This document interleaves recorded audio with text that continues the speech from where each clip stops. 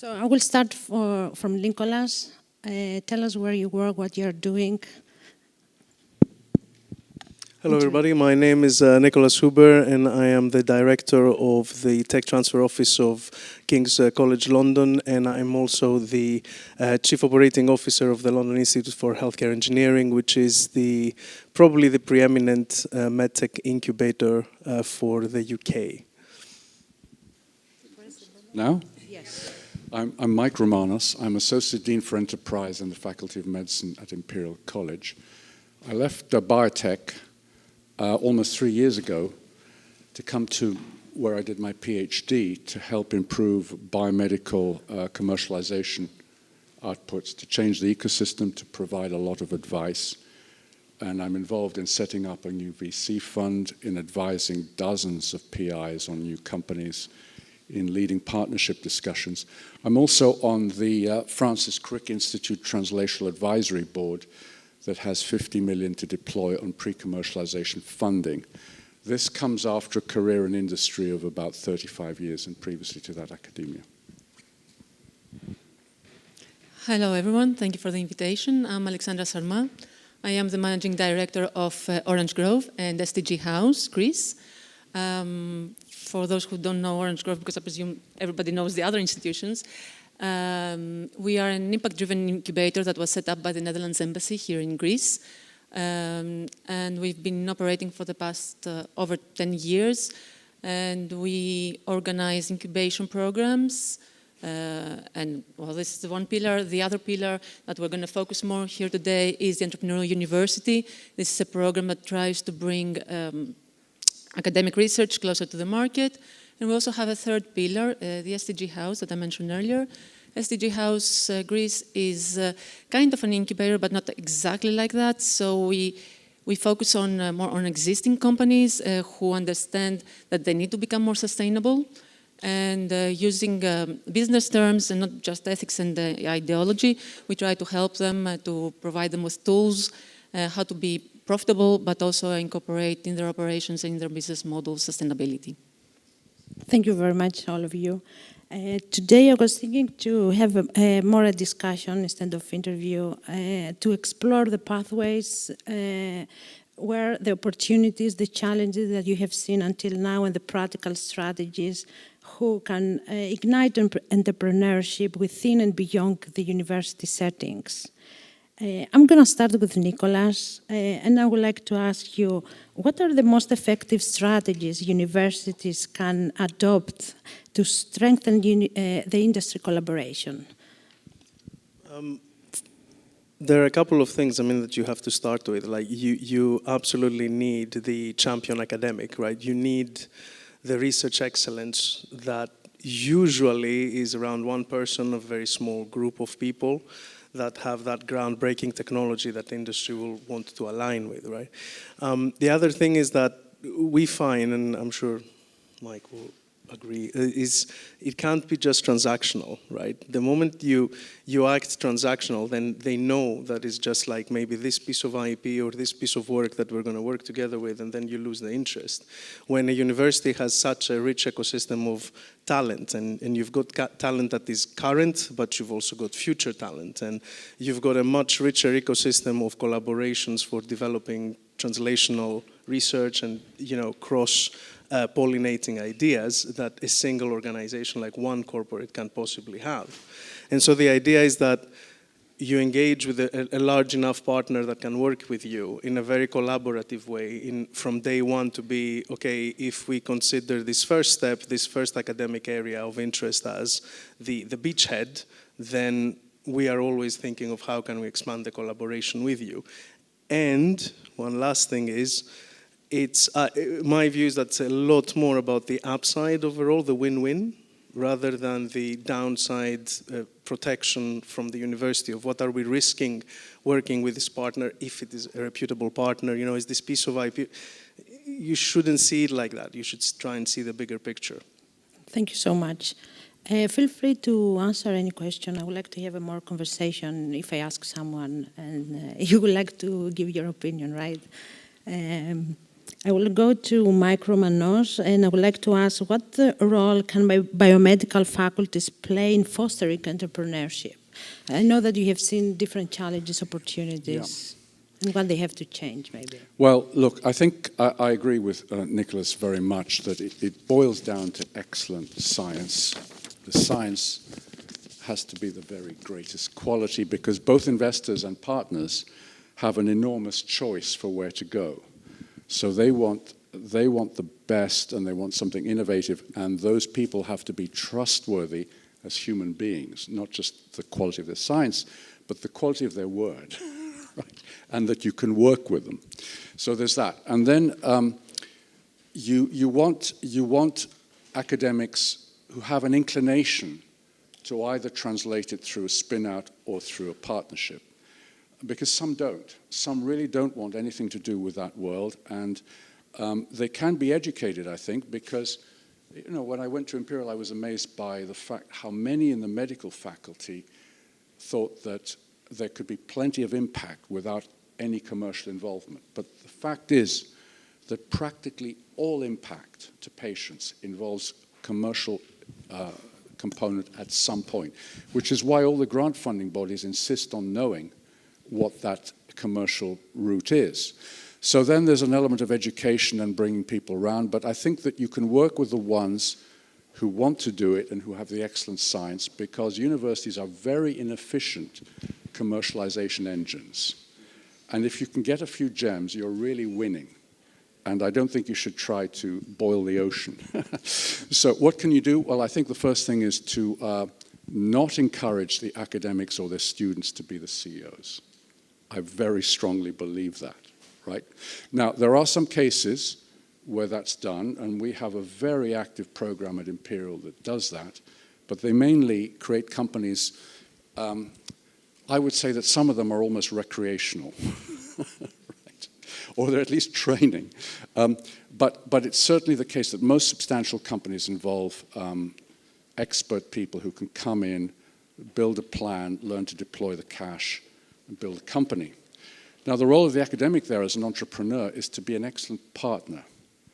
So I think that the science comes from them. You've got to get the barriers out of the way in terms of licensing, helping them with patents. Pre-commercialization funding to validate the idea is a great thing if you can do it. At the Crick Institute, we have 50 million to spend on that. At Imperial, not so much. And then coach them along the way, but ideally encourage them to be partners to the entrepreneurs, not the drivers of the company themselves. Though I know of exceptions, and someone like me has to be able to spot which are the exceptions where you think, aha, that person really can do it. Let them do it. The other one is to try and stop premature company formation where there's no money and they're in a rush. So you can see you have a spectrum of people, some of which want to do it too quickly. They want the company on their CV. They're not thinking about whether it'll succeed. Others don't want to do it. But you've got to find those gems and enable them and create a culture where it's recognized that this is important. So the leaders, and I'm working on it, have to communicate these successes, and that changes the culture. If we do a big partnership with pharma, which I think we're about to do for the first time in 20 years through my involvement, then communicate it. If someone has a great spin-out, communicate it. If we've got drugs that have reached phase 3, communicate it. That changes the culture. Thank you so much. Alexandra, you're from an entrepreneur point of view. Now we heard the academics. Based on your work with Orange Grove and SDG House, what are the most common challenges young entrepreneurs face to spin out from the universities?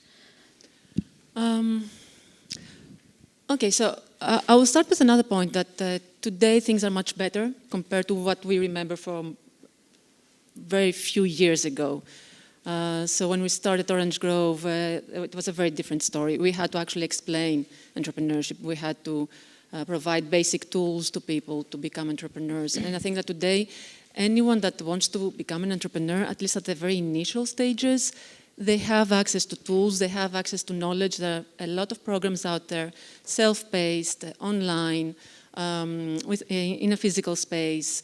So you can do it.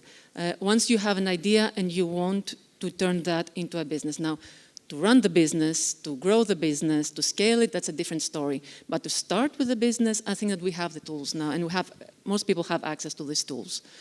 What we see as, and of course there are a lot of challenges, and we can discuss this all day long, but what we see a lot, and we see that a lot also in students and researchers, is the mindset.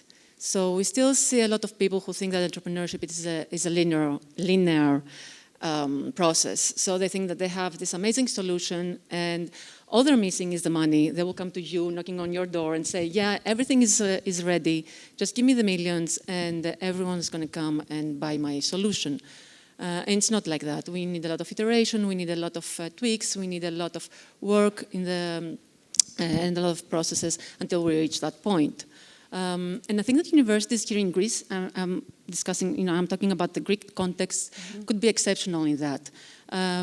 They need to do more activities, to organize more activities so that we can cultivate and activate the entrepreneurial mindset. They can do hackathons, they can have speakers from the market, not just lectures on entrepreneurship. Let's do ideation bootcamps, let's do things like that. Let's train. In the beginning it's going to be like dozens, then it's going to be hundreds, and then it's going to be thousands.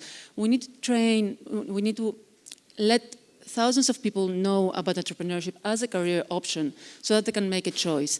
And then give them some business fundamentals, give them some basic hard skills and certainly some soft skills. Please give them some soft skills regarding entrepreneurship. And then there are incubators out there, there are the accelerators out there to take from the thousands, to pick the hundreds, and then to pick the dozens that are going to be the successful ones. And I would also like this kind of activities to, what we see in Greece is that there is no continuity also in this kind of activities. So they will get funding for one activity and they will do that 1 year, and then they will do something again after 5 months or 1 year or 2 years. We need continuity, we need volume so that we have, we can be effective. And we also need a very particular approach, I think, also with researchers. We've seen a huge, it's very different between other entrepreneurs and researchers. I totally agree. I don't believe that universities should be producing entrepreneurs, just entrepreneurs. We can facilitate it, we can offer it as an option, but we shouldn't confuse the role of universities and make them like factory machines for entrepreneurs. Get the researchers and show them the options. Show them how they can commercialize, how they can patent, how they can license their products, how they could collaborate with the market, with corporates, and then let them make the choice. Maybe there will be a spin-off or a spin-out, depending on who uses this word and in which country. And see, and I totally agree, usually they shouldn't be the entrepreneurs. They can be excellent researchers and let them be excellent researchers. They don't need to be everything. Try to find funding and try to be researchers and try to set up a company and everything. But give them the tools at least to know how they can at least bring their research to the market. And then I think slowly we can build these funnels. And build the funnels so that their research reaches the market. Thank you very much. We have heard from previous days and previous sessions that universities are the place where the ideas are held. The ideas are starting, and the innovation. Mike, you have seen, we have discussed also a little bit, you have seen how we can bridge the gap from the idea to entrepreneur. Can you share the challenges that you have seen and the opportunities and how this can be in the Greek environment, if there is any possibility in Greek universities? At the moment, it is a very difficult process, and it's made more difficult by the fact that biotech investment, if you're talking about biotech pharma, is the worst it's been for a really long time, and the investors have narrowed their scope and are following each other. So there are black areas where they won't invest, where there are a few clinical failures. So then I find that there's really promising areas where the best thing is keep them, build the case up for much longer. Now, you know about Kate Bingham. She did the COVID thing. She's a top VC. She says, keep the companies longer. She talked of one example which had 17 million of grant funding and was spun out at a valuation of 10 million.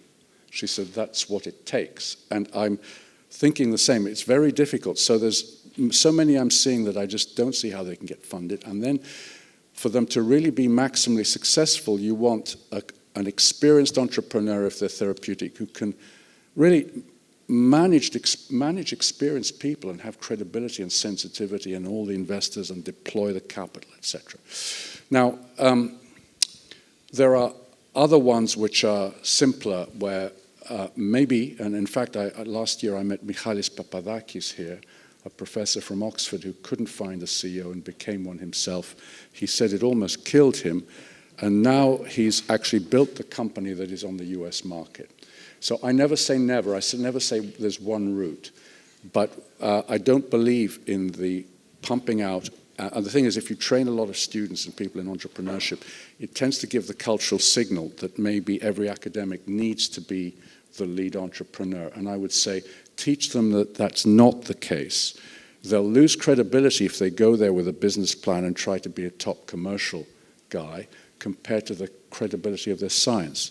So the question was, what are the problems that can arise? Well, a typical one is that the science has not been validated, and the experiment that validates it for the right application has not been done. Another one in medical devices is hammer looking for a nail. You know, some kinds of those engineering solutions are very close to market, and so they have to be immediately very commercial. And often they're not. They haven't talked enough to clinicians. Those are just a few.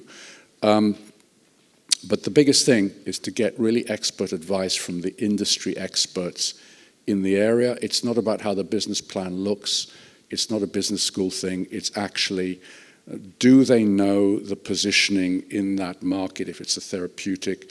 Do they know the competitive pipeline, which may not yet be on the market and not everyone knows about? You need people who know the sector to help position it. And if they have all that, they stand a chance. Thank you so much. Nicolas, yes, I would like to ask you. Totally agree.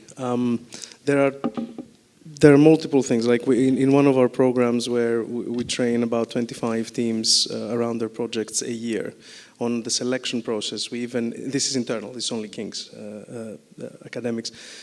We even classify internally in the team if this technology is for licensing, if the technology is just going to stay in research, or if this technology could ever become a spin-out. Is there a market behind? And we do that before we accept those academics on the training program.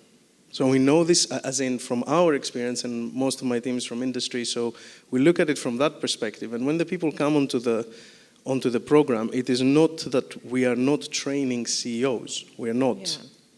Okay, we're explaining to them over time and over the program where their technology can really land. And now when you start thinking of, okay, how far could this one thing I've got go, if it's not a platform technology, if it's a one-trick pony, you know, as Mike was saying, right?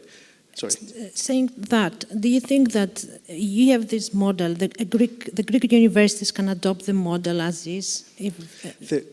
Look, there is a challenge. Okay, and the challenge is cash. And the challenge isn't yet cash from investors, which is a major problem right now, but also is the cash that you've paid for a patent. And what has happened and has still happening in the UK a lot, even in the UK, and I'm sure that's the same here in Greece, is that if you filed for a patent, it costs tens of thousands of euros to maintain. Yeah. And those patents sit on the university's books, and they cost money. And so what happens is that a lot of tech transfer offices will try and find the CEO to take this forward. And of course, that is a way of trying to do something with IP that's just stale, right? That's sitting on the shelf. But is that a way of really fostering entrepreneurship? And you can say maybe in a nascent environment like Greece's to say, well, actually, if people have gone out and have tried once and have tried twice with university backing, maybe we're going to start that real flywheel, right? But in more, let's say, developed ecosystems like the UK and London in particular, right? That's not the case. Even though we don't try to really pick the winners, we don't. We try and pick the special individuals who we see that, okay, this person will go the extra mile and make a success out of this. Mm-hmm. And that's what we bet on, which gives us a little bit more leeway than a Greek university potentially. I see. Thank you so much. I'm going to the next question to Nicolas again on how continue the discussion that we have. How can we balance the need for academic independence within the commercialization of research to ensure a sustainable innovation pathway? So, very much to Mike's point earlier, that you saw me smiling broadly with almost all impact comes from commercial endeavors at the end of the day, right? And in medicine, mostly in medical devices, and Mike very much in biotech. If you're talking about impact, it's the number of patients you're going to reach. And if you're a clinician with a new technology and you're only treating them in your clinic, that's all the patients you're ever going to treat. If you sell to AbbVie, then you will treat thousands, potentially millions. So that's the name, the conversation here, right? So over time, money has moved much more towards much more away from total blue sky research anyway. Okay, so we see smaller pots of funding in the UK for blue sky research, and it exists. It's not as if it's disappeared, right? And the Crick Institute does a lot of very fundamental research as well, which is, where you get some, fundamental breakthroughs. But these are very far from translating into a product, right? Mm-hmm. And so your question is, how do you find this balance? Well, actually, almost all academic now endeavors based on research are very, very much funded by government funds or even big trusts like the Wellcome Trust or something like that, where they ask for how are you going to make impact with this thing, mm-hmm. right? So it's not something that the university has to really push down from the top to say 10% of your time has to be on fundamental research and 90% of your time on translational research. It's just the natural progression of things. We don't impose anything like this. If you have the money to do this research and it's working and you found the PhDs and you can fund them, do the research because it will generate papers. That's money for the university. Yeah. Will that move forward? We want to see that. Can you get the extra money to move you forward? That's our position at King's. I see. Thank you so much. I'm moving to Alexandra to hear your perspective on how can a university innovation ecosystem be better structured in order to foster entrepreneurship that both it's sustainable and impact-driven at the same time. In Greece, if possible.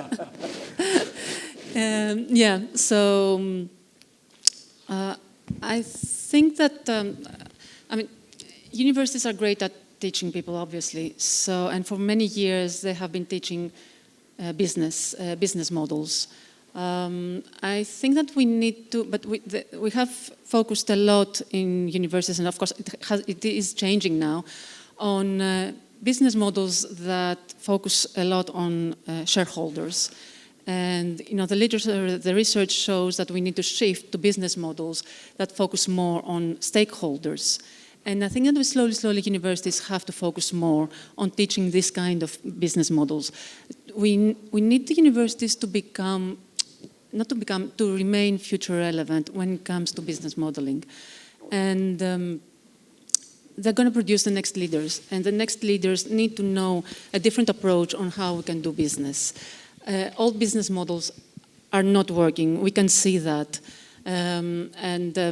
We need change, and we need that fast. So, when they train, do also incorporate a different approach, even if it's not tested, of business models that are more focused on stakeholders. When you decide to do business activities, entrepreneurship activities, as I said, activating the entrepreneurial mindset, make sure that you also include how venture development through the prism of sustainability.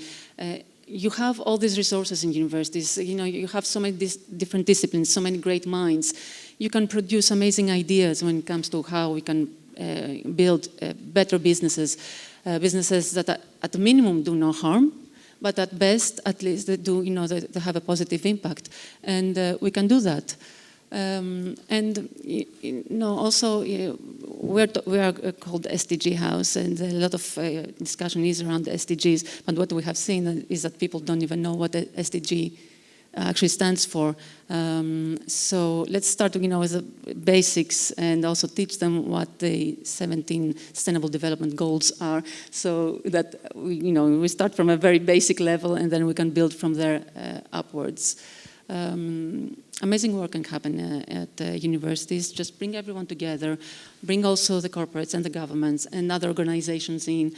You can, through collaboration, we can create amazing new propositions about how we can progress with venture development for the next generations, so that we move away from single-use plastics. Sorry, my eye just falls on that, and where a company will make a profit and move to some, but the society will have to pay for that profit, and let's move to a different model where everyone, all the stakeholders can profit. Thank you so much. Georgia, may I Sure. add something to what I said before, or what you were saying? I think, Can you put the microphone? sorry, what universities, it is a teaching environment, there's a big risk to that. And I've certainly seen it, which is they love theory. They love the theory of commercialization and the business models. And sometimes the people who teach them haven't done it. Whereas in fact, I think building an enterprise is a purely practical, experience-led thing where, of course, there is theory, but I think the most valuable thing is if there are people who've done it, doing the explaining and the teaching. And that's what made me want to go back, because I've started 3 companies, and before that I was in big pharma. But there aren't that many people like that. I think another very valuable route to getting that in is entrepreneurs in residence, people who've been in industry and maybe for very little or maybe even free will wander around helping, giving advice and helping start companies through one-to-one advice. But of course, if you bring advisors like that in, you have to judge, are they good advisors? The question, is there someone who can judge whether these are charlatans who are saying, I'm brilliant in industry, believe me, and they give dangerous advice, or whether they really are good? So, I mean, I have a network of advisors I bring in for every single different technical area, and I think very, very carefully about who those people are, because that advice has such a big influence.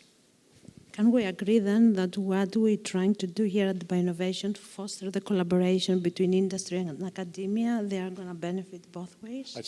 I didn't hear that too To well. foster the collaboration between academia and industry, the BioInnovation Greece motto as well, benefit both ways because they can learn from each other? I mean, look, industry is interested in a lot of science, but I don't think it's going to learn much about forming companies from academia. But what I'll tell you what, the tech transfer offices frequently ignore the external entrepreneur or the investor in their thinking, and are very internally focused. That's all universities are like that. So I think the external element is extremely valuable to raise the game and make them think and make it more realistic and likely to succeed. Nicolas, yes. So, again, totally agree with everything that's being said. Going back to a previous point of Mike's, actually, because your question is what can universities do also to support? Keeping the companies, but with the view that they are companies and not research projects anymore. This is a fundamental difference, right? In-house, for as long as they can achieve real validation to achieve a value inflection point of the potential spin-out where they are actually valuable to investors, is a massive benefit. Okay, so if a university has the capacity to do that is a huge thing, right? The other thing is that alignment with industry goes beyond the single potentially advisor that you might find from industry, right? It also goes down the route of, if you are 5 years away from having something tangible, is industry going to be there in 5 years' time, right? Are they going to be further ahead? Are they going to be further, behind this? So are you relevant to industry today and maybe in 5 years' time when you're out there? And these are conversations that even, my team and I and the larger TTO, and it's difficult for us to have our ear on the ground on everything. It's impossible, right? May I? One thing I find frustrating sometimes with VCs nowadays, you get Industry doesn't want this today. Pharma doesn't want it, right? Now, wait a minute. So how did all these new drugs, how did the top 10 drugs change to be new modalities? It wasn't because industry was asked, pharma was asked, do you want these new modalities? They would have said, what? No. It was because someone had the vision to invest for the longer term, and they shouldn't ask the customer of today for the vision of the future. Now, pharma should have a vision for the future, but it hasn't had that great success rate. Look, I'm a bit, one thing I don't know if I understood, early incorporation and putting the assets in a company and keeping them in, is that what you're suggesting? No. So because there's a tremendous risk to that. No. You have no cash and you need equity. That's not. Don't spin out the company. Yeah. But keep the asset and keep Completely working agree. on it Completely. as much As as long as possible. possible. Years. As long as possible, till it's at the point where you can spin out and you get investment immediate or quasi immediately. That's what I meant. Alexandra, would you like to add anything to the conversation?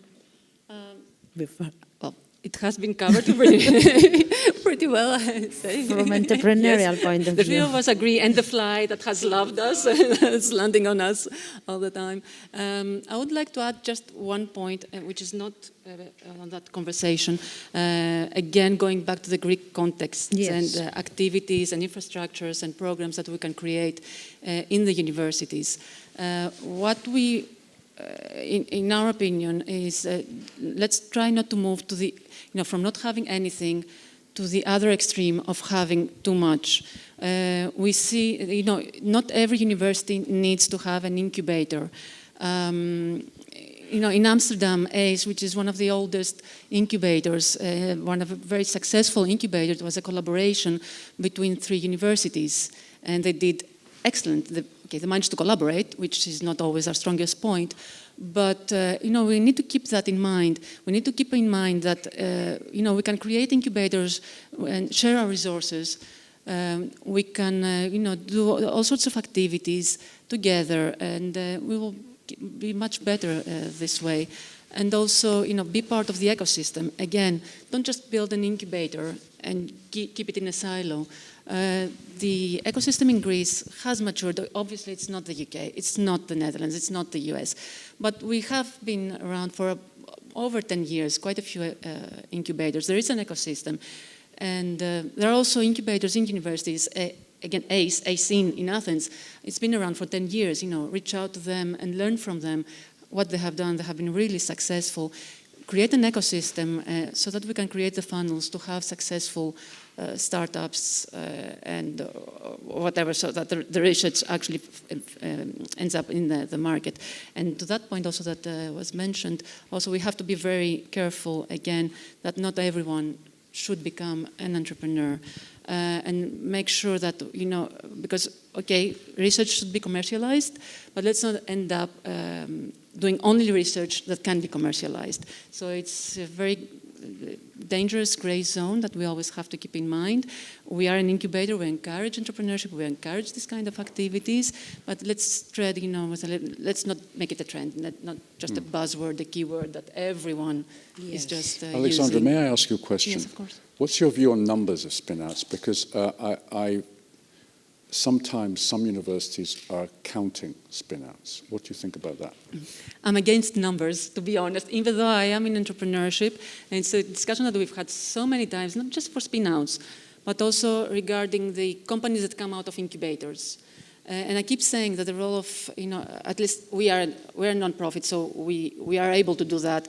We're not going to make money out of the startups that come out of us. And I hate that question. How many startups have been created during the 10 years or 11 years of Orange Grove? And I always refuse to answer that question because it doesn't matter. I'd like to stop counting because, when I arrived at Imperial, we hadn't had any significant companies for a long time, but we had dozens of small ones, micro companies actually, dozens. So the important thing is to have a few wins, a few good ones. You just don't, you just have to find those and make them happen. A few wins, but also the skills that people get. And the fact that they go through an incubation program, afterwards they can be very valuable assets for a corporate or for another startup, or generally they will be better employees, most probably. They ask me how many startups have come out of Orange Grove. Okay, the first time around they will probably fail. So they will be, in my statistics, there will be a failure, but the second effort might be an amazing and very successful company, but that will not show in our numbers. So we really don't like, we discuss numbers every day with the companies that we support and the entrepreneurs, but regarding the numbers that come out, the companies that come out of Orange Grove, no, I don't believe in numbers. Thank you so much. Mike, from your experience, what are some of the structural or cultural barriers you have seen that blocks? Well, I've maybe talked about some. I think that we've changed the culture in the Tech Transfer Office, which had very tough terms for investors such that some wouldn't come, and we changed those terms. We also made them much better for the academic founders. It was one of the first things I was involved with when I arrived, is to get much more equity to the academics and to not make it so harsh for the investors and to have a quicker process. But along with those elements, the culture was key, because I think it was felt by the Tech Transfer Office that they were the guardians of the university. And instead they should be the enablers of entrepreneurship. This is the nation's money. It's not to stop anything from leaking out and be 100% safe. It's not like that. So I think enablement rather than guardianship, or that was one thing. And then the other big cultural thing, I think, is the tendency to start micro companies. There's some government grants where you need to form a company. They're industrialization grants. You need to form a company. So they would form a company far too soon to get 200,000, make their student a CEO. You can't scale that company because you haven't been able to employ a proper entrepreneur. You don't have proper investors. If you do, there might be very small investors. Other better investors will not come in. So how you start it has a real bearing on whether it's scalable. Now, I say that because that's the theory, but it's also very difficult to get. Most people think that the classic therapeutic seed round is £8 million seed in the UK. And the worldwide first financing average for therapeutics in 23 was £24 million, skewed by the US. It's a lot of money. I now wonder, is that still possible? I don't know. So some of those things I'm telling you are, there's the ideal and there's the other side, and then people turn to accelerators and students, and there'll be a high attrition rate. Nicolas or Alexandra, if you would like to share if you have any experience about structural or cultural barriers that you have seen. First, I would say that the moment you've got translational research, we, at least in King's and Imperial, similar links, we work with clinicians, and clinicians are also, might be in King's, that's a lucky thing to have them, but they will largely be in an NHS trust. Now, an NHS trust is a separate legal entity to the university. Ooh. So we're getting into that. No. I'm going to summarize that because I'm sure you're going through the same pain every week. The fact of the matter is that all of this is very much funded by the government. At the end of the day, it's all one pot of cash that funds all of this, be it through grants, be it through the NHS pockets to the healthcare system or whatever. But then, very much what Mike said, everyone thinks that they're custodians of this little piece of IP that they shouldn't let go. And so there are literally arguments on every little thing that comes out. And I think that this is such a sad place to be after so many years of the UK making concerted efforts to, and very recently as well, to link entrepreneurship and innovation in healthcare and coming from the universities. We hope to see change there. I would say that I doubt it will ever be UK-wide. That's absolutely never going to happen. But some clear guidance of NHS-generated or inputted into IP should be commercialized through known routes such as university TTOs in structured ways like that would really facilitate a lot of things. You know, this is a major issue, you say, which affects digital health, which could be a big one in Greece. So I don't know how it works in Greece, but whether the data from the hospitals, the clinical data, is owned separately from the universities, because if it is, you've got to work that one out. Yes. I think we have the similar barriers. You've got to work it out, but you might be in a better position to sort it out. Hopefully in the future. I would like to give the opportunity to the audience to ask some questions. We have a few minutes left. Yes. So if I follow what you're saying, institution TTO are useless. Should they be kept inside institution? And since in any case the tax are paid by industry, the money comes back in one form or another. So would it be that we remove all TTOs from all institutions? You know, Imperial College and other universities had spun them out as a separate company, and then they ran into other troubles. I think it's an extremely difficult job, and everyone criticizes them because people are at it from all directions. They're under-resourced. And also, because you're also doing something sort of partly in the commercial world, the people who get a lot of experience move on. Yeah. So it's very difficult to keep the talent. The reason I'm asking... So I think, though, that also usually they don't have the experience. So then if you have people from industry like me, I now work hand in glove with them, and I have a great relationship with them. So they execute, and I advise on value, on IP direction, on company formation, etc., etc.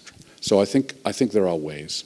I mean, one thing that I'm also seeing, depending on the hat I'm wearing, is whenever I have more than one cook over the soup of TTOs, it becomes impossible to cook. You mean more than one university? Yeah, I'm thinking about the French in this case, so not the UK. And one thing that is becoming very complicated, as compared to probably 30 or 40 years ago, and with the caveat that the drug dev can be done by a lab. I'm thinking of the PD1, could be done by a single lab. You do the stuff, and then after that, it's CMCs. But whenever you have a product that is developed by many institutions, the ownership and the creation and the value in the IP is there.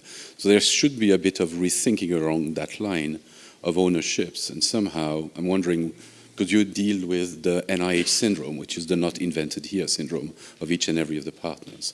So how do you solve that? If ever be solved, because it's a human First, nature. I think it's like pulling teeth, right? So let's clarify that. Mm-hmm. That's not unique. Yeah. Secondly, it's going to accelerate because innovation does not happen in a silo. Exactly. That's not going to change. We have a view that we use as TTO to sort of beat other TTOs with, which is from which university is the main entrepreneur taking this forward, or the team. And this is touchy, right? Because people transfer as well, right? So then you've got, that conversation as well. But the risk isn't in holding this patent. The risk wasn't even in the research you did to develop this IP. The risk is in building a company around this that will scale and actually sell and exit. That's a 10, 20-year journey, right? Organox, one of the biggest now deals from the UK, how many? 17-year-old company, almost died 3 times, right? Oxford, this is not being recorded, right? It is, okay. Oxford did a great job as a TTO. So it's a, if you understand this, that the downside and the risk is in the founders and the entrepreneurs that are taking this forward because they're putting literally their lifeblood into it, then you can have a real conversation as to who should own this, okay? But you know what? The paradigm has shifted to the TTOs being mandated less to make money than more to make companies. And if that happens, then everyone should have the same goal, although you all want to put on your website that you've got this company or that company. I find that people are usually pretty friendly in wanting to work together, but that still needs to be a discussion. And there's so many academics who move from one institution to another that they can't afford a company without talking make a company without talking to their last institution. Yes. Oh, here. Ooh. Okay. What I'm about to ask is perhaps too much for the Greek TTOs, but Europe is, the EU is throwing zillions of money into programs like Horizon and stuff like that, and the Greek universities and research centers are major beneficiaries. I wonder whether the TTOs could make an effort to translate the mandates of these research programs into commercial products. And let me give you an example. It doesn't relate to biotech. A client of mine, a spin-out from the VCL, the Visual Computing Lab, which is a gem actually from Thessaloniki, came to me. They work as consultants in AI, and they came to me and to help them with the fundraising and the fundraising efforts. And I asked them, what do you do? They said, we do a lot of consulting, on AI products. And I said, do you have any recurring revenue? And they said, no, what do you mean? And I said to them, you need to have a product that continues to generate recurring revenue. And I went through what they did, and they were actually worked on a big project regarding security and fraud detection. And because of my previous banking knowledge going through them, I said to them, listen, you can translate this to something useful for banks, for Greek banks, for example, like early detection of credit problems with SMEs and all kinds of stuff. And I wonder whether the TTOs, in cooperation perhaps with several institutions like SEV, and I'm talking about something totally irrelevant, could actually help translate these big projects into products and help these poor entrepreneurs who get lost, and cannot come out with something that can be funded. Well, look, firstly, I think these enormous projects, which are very collaborative, make it much harder because there's so many participants, companies included, as well as academic institutions, much harder to commercialize. Secondly, I think that the TTOs, they know all the rules, they know what the deal should be, how you should license, how you should do due diligence. But they're less likely to come up with a model for how you commercialize something. You really should have someone from that industry who knows the commercial landscape and how to commercialize it. That's a problem that universities have. If they want to license something like a new drug or something like that, then you really need an expert to define the value and market it properly.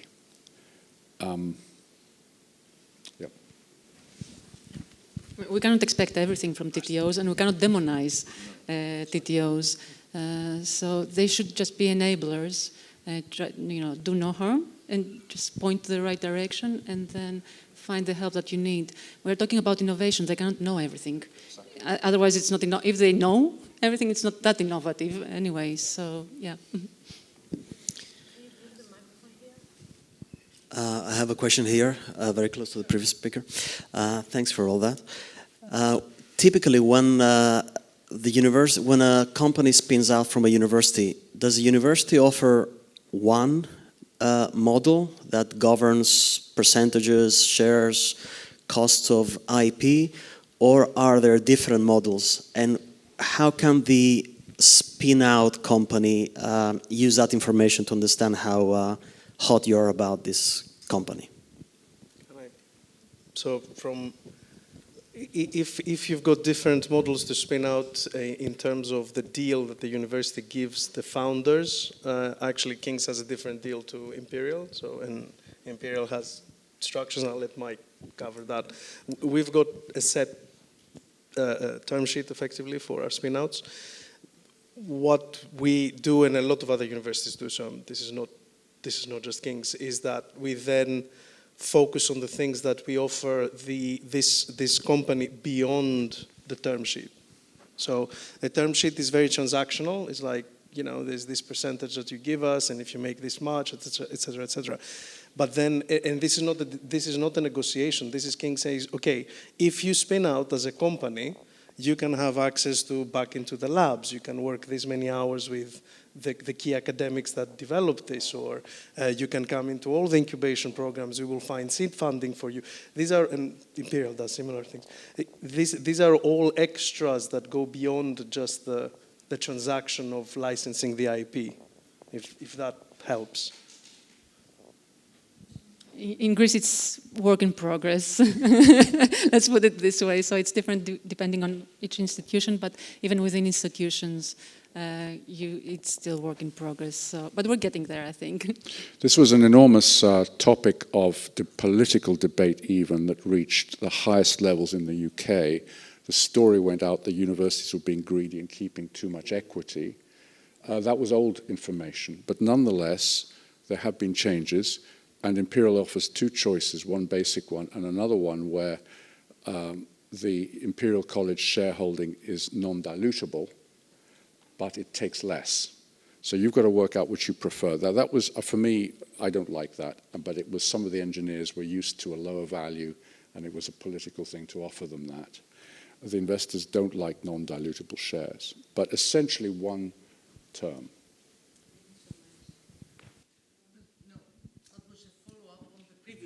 Sorry, I have to bring you back to that. It just, this, the fact that the Greek university, the research at the Greek universities and the institutes also, not only the Greek universities, 99.9% comes from the Horizon programs. So you see, you cannot underestimate that. You cannot underestimate the need to create the environment to pursue innovation and entrepreneurship through the outcomes of these research projects. Scientists, the time the project finishes, they have to mind about getting the next round of funding, probably in a different topic. So de facto, there's no continuation because there's no continuation money, right? There's no, probably you're used to state funding, which is a luxury that we don't have here in Greece.